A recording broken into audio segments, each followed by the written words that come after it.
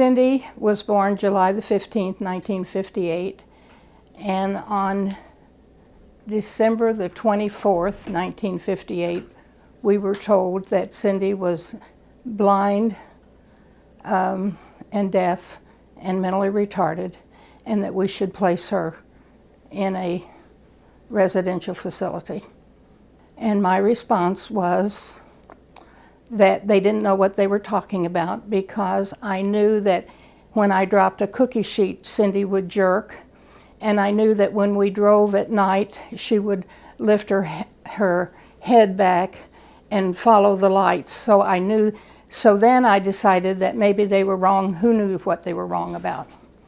And so a very unhappy, aggressive mother left the room. When we lived in Columbus, Indiana, they ran an ad in the paper for people to sign their children up for kindergarten. And so I took Cindy to enroll her in kindergarten. And I was told by the principal of the school that they didn't serve children like Cindy. I told you before, I was a feisty mother, and I wanted them to say the word. And he wouldn't. But when I went home, he called me, and he said, it takes 13 children for us to be able to start a class for handicapped kids. And I said, okay, so if I find 13 kids, you'll have a class. And he said, yes. So I went on a trade show where young mothers listened all the time, where they could get cheap furniture and babysitters and all this kind of stuff. And I said to the people, I am looking for handicapped children. Would you please give me a call? And I had 33 calls. But the day after I compiled my list and everything, we were transferred to Indianapolis. And I didn't have the nerve to call the school and tell them we weren't going to come back. So I just kind of snuck out of town. And I don't know if they started classes then or what, you know. I started looking for a school, and I went to every one of the school corporations in Marion County. And I decided that I had applied to Noble, and their facility was not what I wanted. Their facilities were not good for Cindy. There were steps everywhere, and the parking lot wasn't paved. To be honest with you, it wasn't what I really wanted.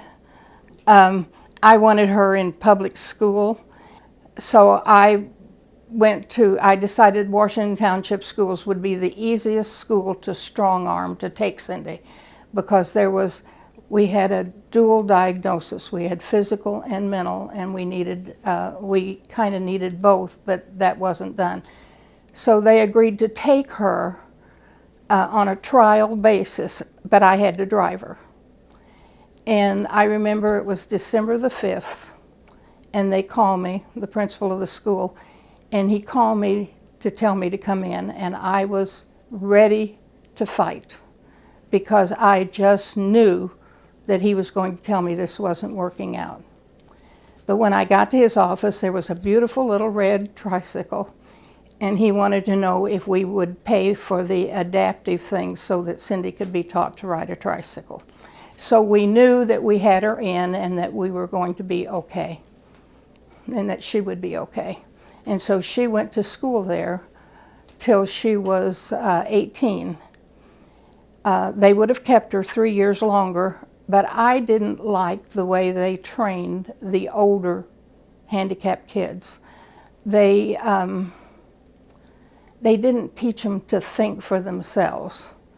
And so I asked for a letter of exclusion and put her in the workshop at Noble out on Tibb Street. So Cindy went there until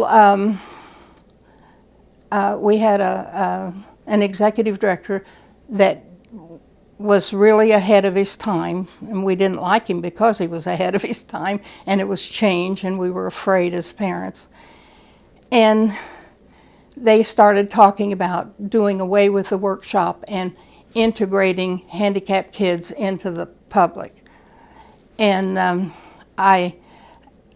and I personally sent all of the parents a letter objecting to have a big meeting to fight this. And after we had the meeting, the next morning I called and I said, okay, find her a job. And that's just exactly, if you think this is work, you're the professional, you find her a job. And about 2 weeks later, they call me, and Cindy went on a job, and she worked there for 20 plus years. And it just went away when it was being outsourced to Plainfield. And so she has successfully worked in the community for 20 plus years. And it was the way for Cindy to go. Cindy, it was the most wonderful opportunity for Cindy, and I will tell you that there are other mothers that had children the same age as Cindy, and they were afraid to let their kids go out in the community. And my statement to those mothers was, you don't have the right to deny them the opportunity to try this. And several kids did go out because of Cindy.